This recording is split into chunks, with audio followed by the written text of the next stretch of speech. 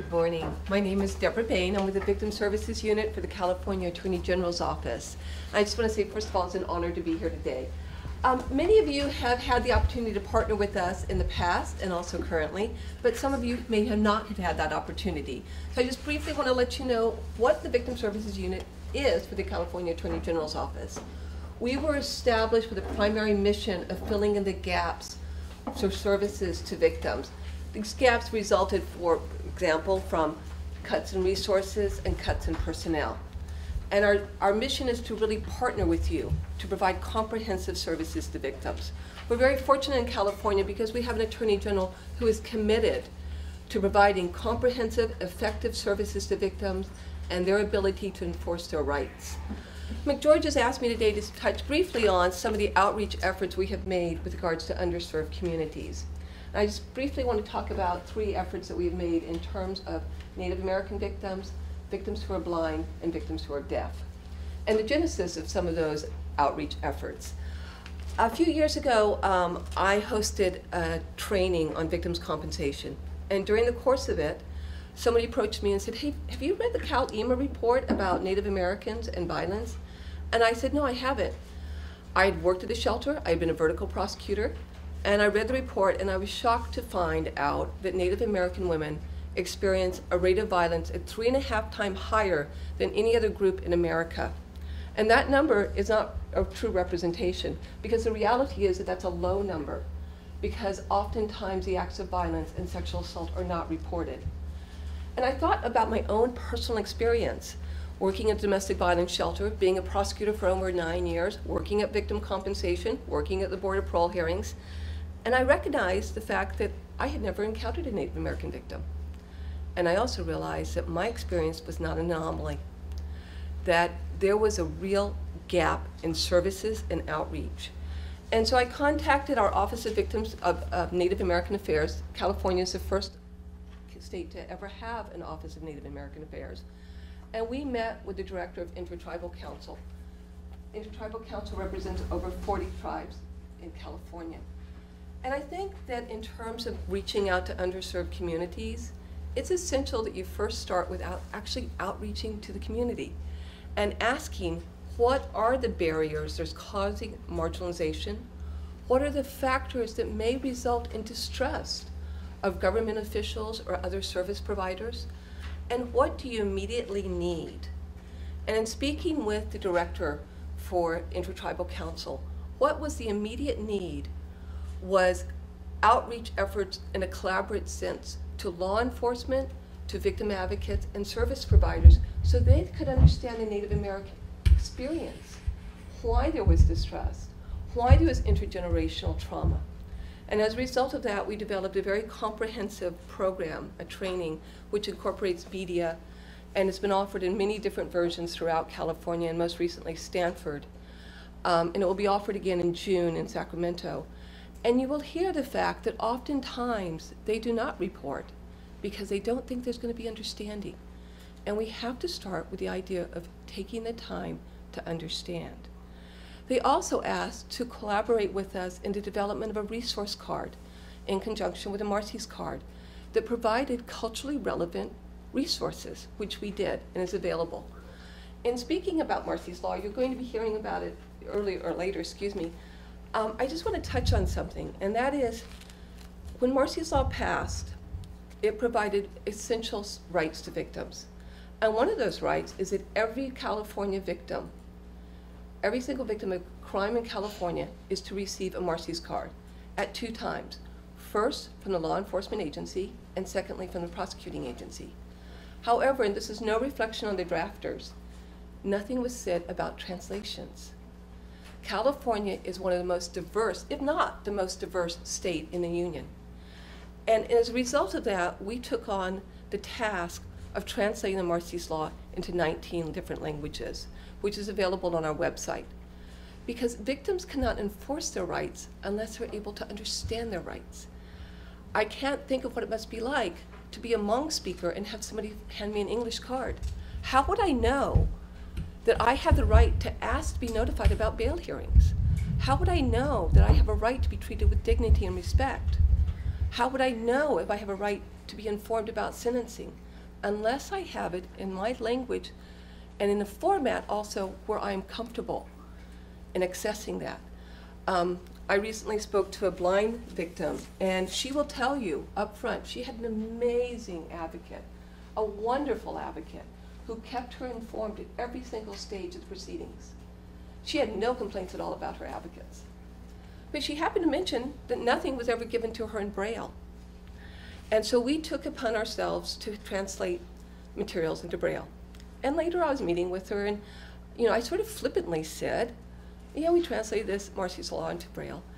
And she said, oh, may I see it? And I handed it to her, and she read it. And she turned to me, and she clutched it to her chest. And she said, can I keep this? And I was profoundly moved. I thought, oh my gosh, I take things for granted so often, and we all do because we're so busy. But we have to ask the underserved communities, what is the language you need and what is the format you need?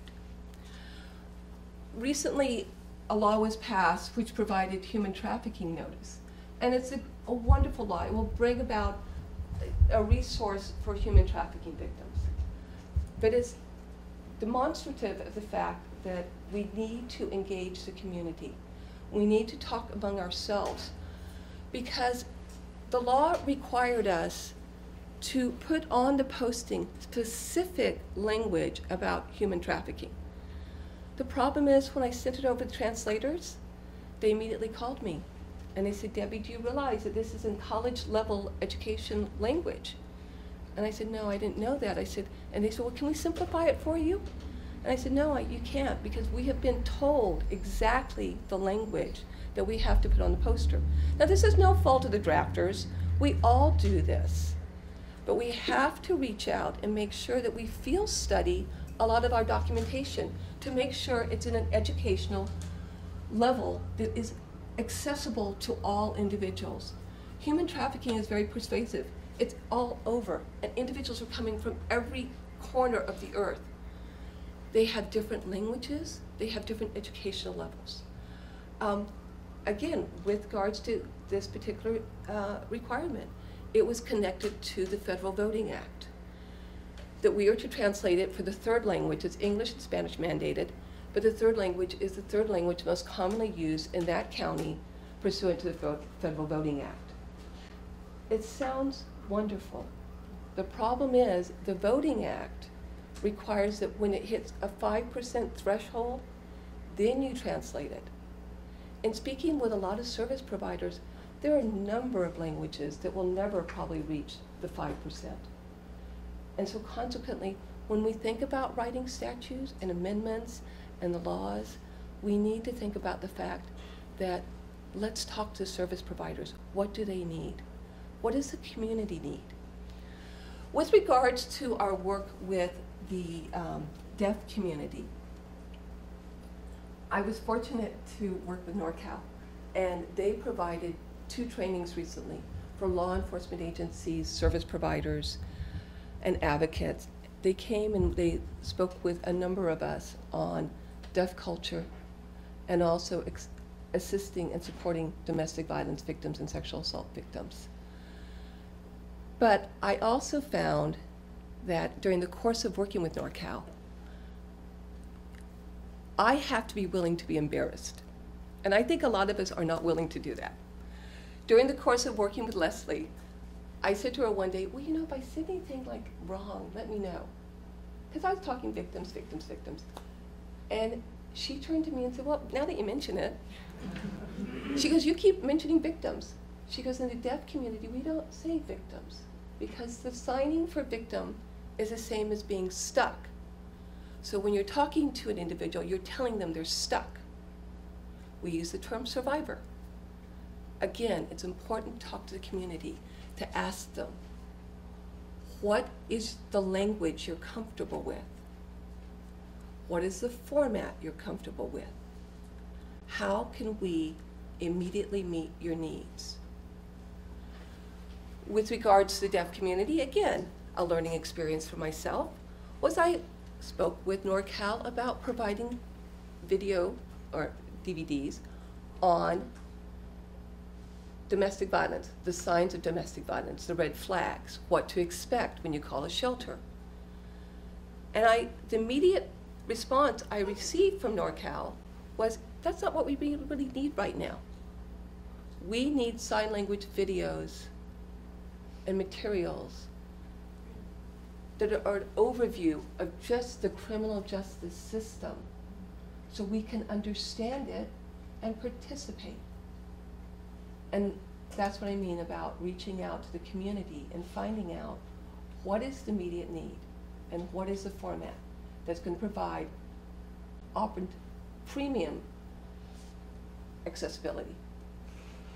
It's essential to helping victims.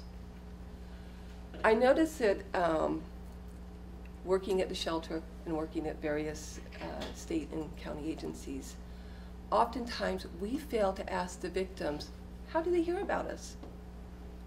It's kind of a simple question. If they have your brochure, they probably obviously know about you. But we have to be creative on reaching out. I know over the years I've encountered some amazing outreach efforts. Efforts that some people may scoff at initially. For example, I know there was one agency that put all their domestic violence materials and their elder abuse materials in beauty shops. Why? Because women go to hairdressers. They're probably going to be at the hairdresser more than they're going to be at our agency. And we need to make sure that it's available. When I was an advocate at domestic violence shelter, I used to ask the victims, how did you hear about us? And I remember two things. Different women, they told me that to escape the tension in the house, one of them would go to the library all the time. She would just take the children and go to the library.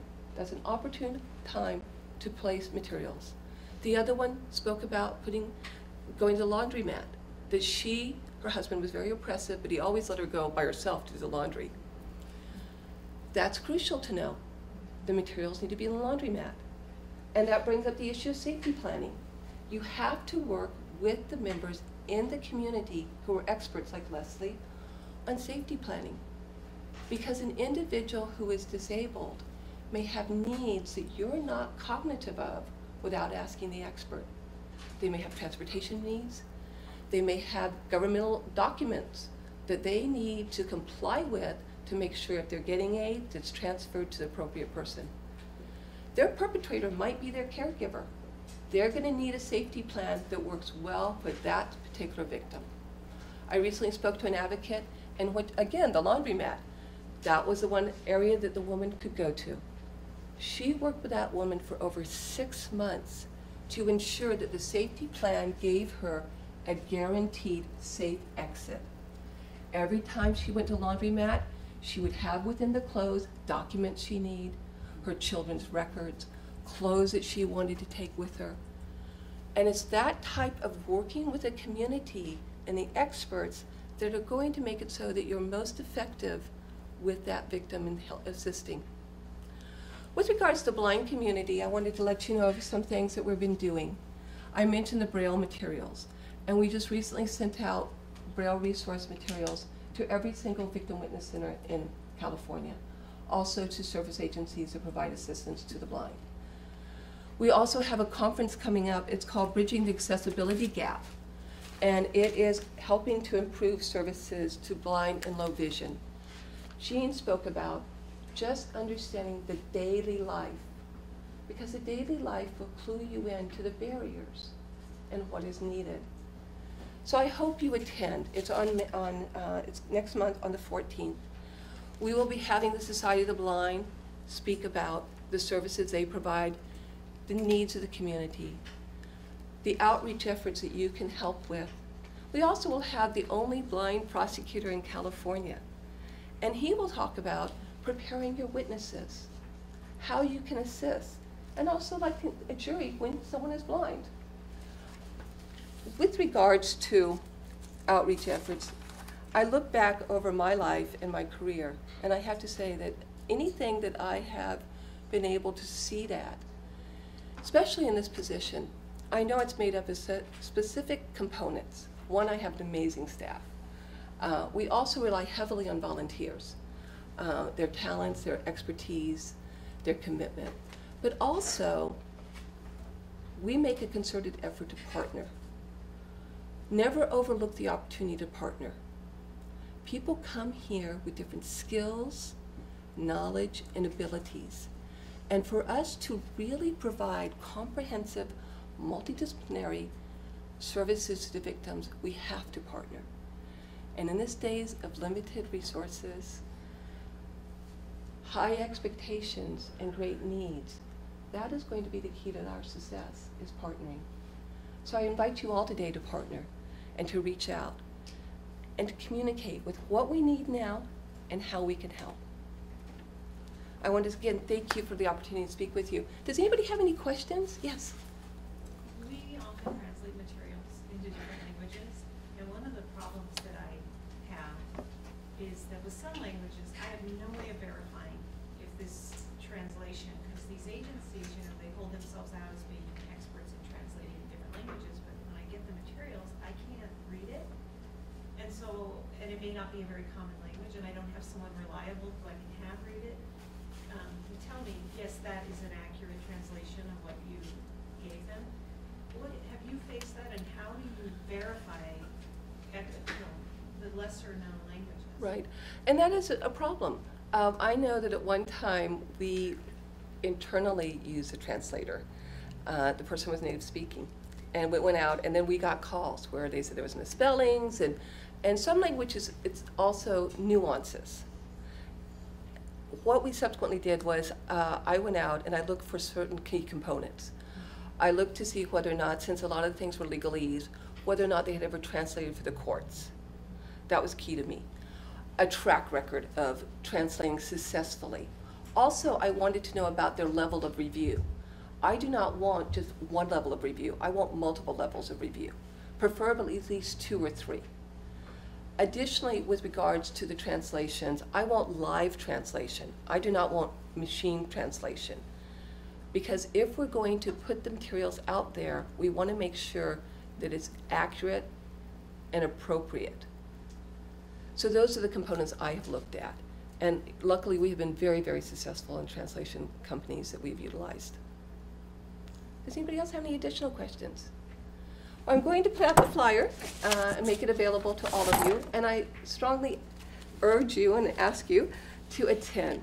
We're looking forward to this conference. It's the first in California history that I'm aware of, and I think it's going to be a wonderful step in improving our services to blind victims of crime. Thank you. Mariam and I are going to finish up just with a few brief comments about Marsy's Law. And we do have a pretty strong partnership with Deborah and the AG office to disseminate Marsy's cards in all of their languages. And feel free to contact the Victims of Crime Resource Center or Deborah if you do need cards. We've done mailings to libraries, to shelters, religious institutions, all over the state to try and get the word out about Marsy's Law. And Marsy's Law, as most of you know, was passed in 2008 by the California voters, and it was really meant to provide victims with specific enumerated rights in the California Constitution. There is also a national movement to have a U.S. Constitution equivalent, but the legislation doesn't really go anywhere. But really, victims are meant to have these enumerated rights and really elevate their status similar to the rights that criminal defendants get. There's been a lot of news lately with the Boston Marathon suspected bomber and whether he gets his Miranda rights. And really, we want those victims to have as much exposure to make sure that those victims and the victims' family members are getting those rights as well. And in California, we are the most progressive state when it comes to victims' law and victims' rights. So we're very happy to be here and part of this movement. Victim has been expanded to not only include the person who, let's say, is the recipient of abuse, but victim includes that person's spouse, family, children, And this is really significant as the victim and the victim's family travels through the criminal justice process. We have listed here all of the Marsy's Law rights, which are all on the cards in your folders, so I won't waste too much time reading them to you. But really important is to know that a lot of these rights are upon request. So victims have to affirmatively assert a lot of these rights. Right to confer with the prosecutor, and especially in a big county like Sacramento, the district attorney's office is swamped with cases, especially in the misdemeanor units, and DAs can't really be expected to contact each individual victim with their giant caseloads. So if you are an advocate for a victim, we encourage you to have your victim, or you reach out to the victim witness assistants, to the advocates, to the DA, to any law enforcement that you have contact with, and assert those Marsy's Law rights. Say, I want to know about every proceeding. Let them know when you want to confer with the judge. Let the DA know that, hey, I want some input on what I think should be an appropriate plea bargain, if one is going to exist. So it's really incumbent upon the victim to assert his or her own rights in the criminal justice system. A victim has the right to be heard upon request at any proceeding, whether it be at the arraignment, a settlement conference, or at a sentencing hearing. And these rights apply both in superior court, in the juvenile justice system, and on the back end with parole proceedings. So victims have rights throughout the process. They do have the right to know, this is pretty significant, to know where a perpetrator is located.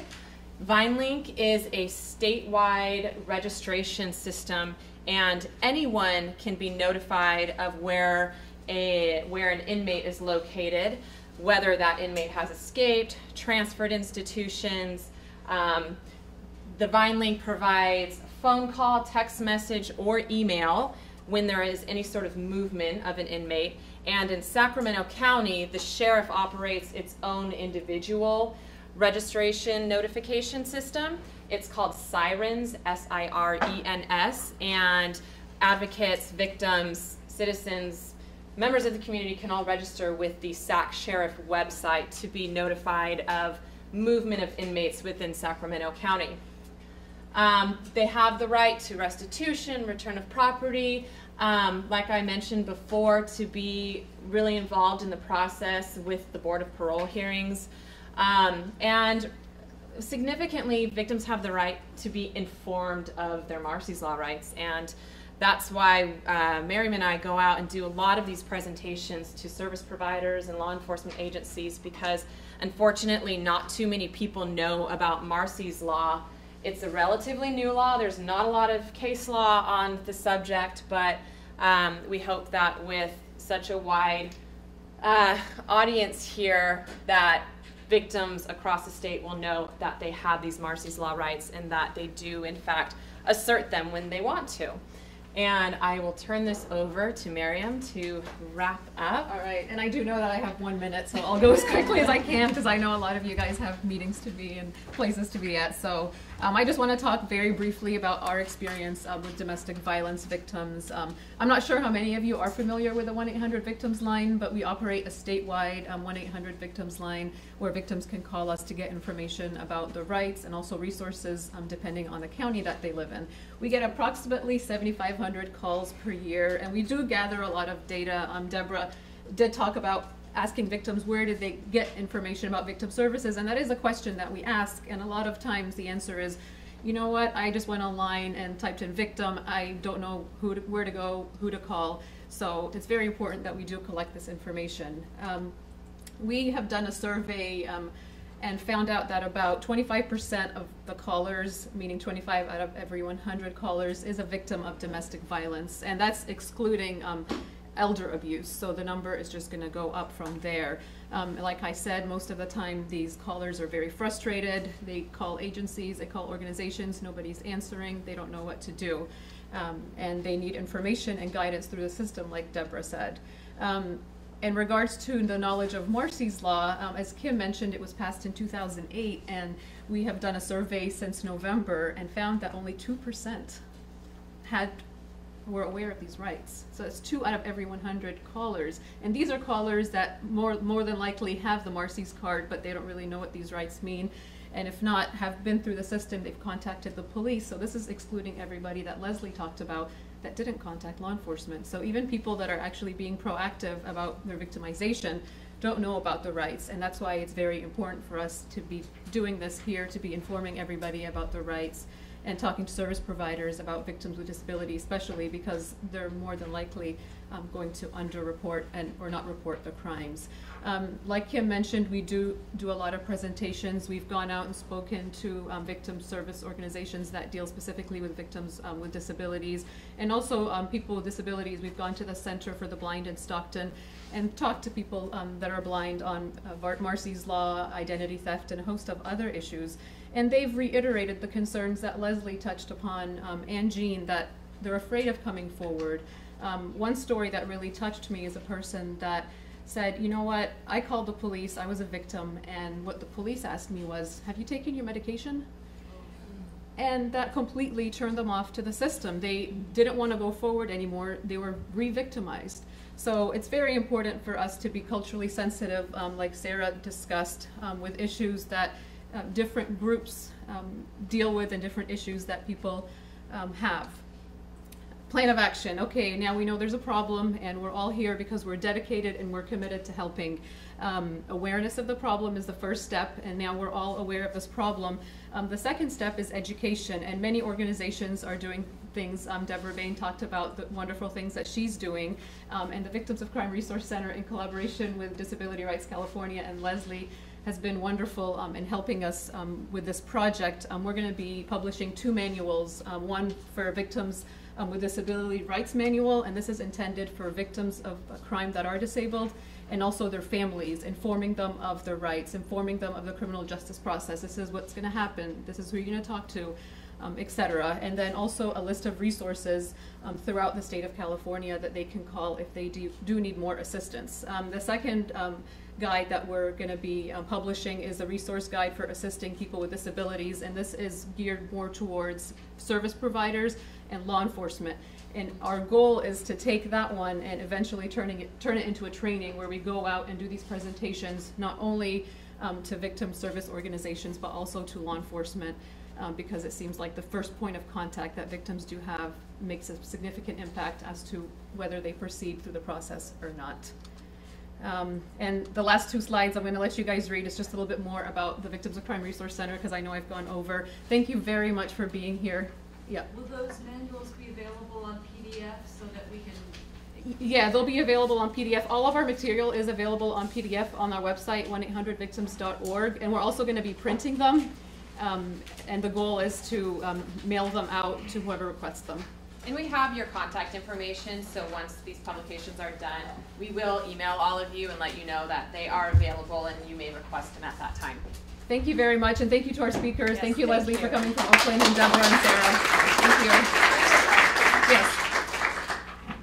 I realize myself as an advocate, when I'm working with deaf survivors of DV, I'm hesitant whether or not, does Marsy's Law help as they file their case? So what level of crime does it apply to for that survivor, so that they're more aware of those rights? So if there's certain crimes that I don't mention to them. So one survivor, her ex-boyfriend or was a perpetrator, stole her car from her. And is that an example of Marsy's Law? That she needs to know about Marsy's Law? I'm not really clear. Yes, the Marsy's Law applies to basically any crime in the penal code, and it also includes some aspects of the vehicle code, like driving under the influence, but it covers everything from violent crimes to identity theft, scams. If you can find it in the penal code, it's a criminal law, criminal violation, Marsy's Law will apply. Okay, so you have to have a crime reported, right? And then that person can then utilize Marsy's Law. Right, Marsy's law typically doesn't come into effect until there's actually contact with law enforcement. So law enforcement is obligated to comply with Marsy's law when they are dealing with victims. Of course, the district attorney may not file every case, but Marsy's law still applies.